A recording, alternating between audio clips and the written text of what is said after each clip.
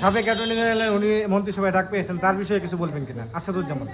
তার ব্যাপারে কিছু বলা অনুচিত হবে, কারণ উনি আইনের লোক, পরে দেখা যাবে আমার আইনের এটা মামলা ফাঁসায় দেবে। তারেক রহমান জেনারেল জিয়া এবং খালেদা জিয়ার সন্তান, একজন তরুণ প্রধানমন্ত্রী, এবং 36 বছর পর বাংলাদেশ একজন পুরুষ প্রধানমন্ত্রী পেতে যাচ্ছে।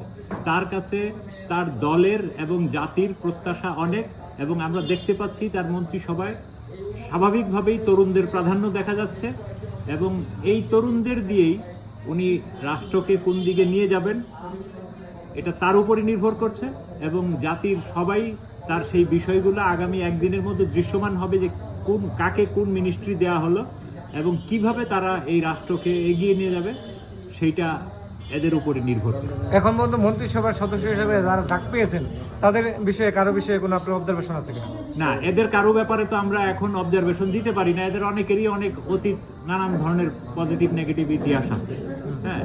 তো সেইটা আমরা এখন না আনি, আগামীতে তাদের কার্যক্রম দিয়েই আমরা বুঝবো যে তারা সত্যিকারের আগের দোষগুলা তাদের ছিল কি না। এটা বিএনপি এমপিরা যে নিল না, কি সংস্কারের শপথ নিল না, তাই এই ব্যাপারে আতিকের মতটা কি? আচ্ছা, বিএনপির যারা এমপি হয়েছে তারা কিন্তু প্লট এবং শুল্কমুক্ত গাড়ি নিচ্ছেন না। বিএনপির এমপিরা প্লট এবং শুল্কমুক্ত গাড়ি তারা নিজেরা আগে ঘোষণা দেয়নি, এটা তাদের ক্রেডিট না। জামাতের লোকজন আগে ঘোষণা দিয়েছে, পরে তারা অনেকটা ধারাবাহিকতা রক্ষায় তারা এই ঘোষণা দিল।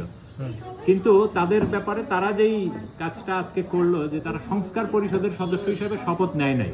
এখন তারা এমপি হইলো কিন্তু সংস্কার পরিষদের সদস্য হল না, অথচ জাতির এই যে 1400 মানুষ নিহত হইল, সাবেক প্রধানমন্ত্রী শেখ হাসিনা কিংবা স্বৈরাচারী যেভাবেই বলি তাকে উচ্ছেদ করতে গিয়ে, তো এই জীবনের বিনিময়েই কিন্তু আজকের যে বিএনপির যারা এমপি হইল বা ক্ষমতায় আসলো বিএনপি, ওই জীবনগুলোর পেছনে, এবং মানুষ কিন্তু এই সংস্কারের পক্ষে রায় দিছে, এবং তারা সেই যে একটা চুক্তি সেই দলিলেও স্বাক্ষর করেছে। তো স্বাক্ষর করে এখনো তারা সাইন করেনি। এখন আগামী 1-2 দিন যাক, তারা মন্ত্রী পরিষদ গঠন করা, তাদের হাতে এখনো সময় আছে। সামনে আগামী 1 সপ্তাহের মধ্যেই এটা দৃশ্যমান হবে যে তারা কি সংস্কারের পক্ষে থাকবে না বিপক্ষে, না তারা 72-এর সংবিধানেই ফেরত যাবে। তো জাতি তো 72-এর সংবিধানে ফেরত যাওয়ার জন্য এদেরকে ভোট দেয়নি। ওকে, থ্যাংক ইউ।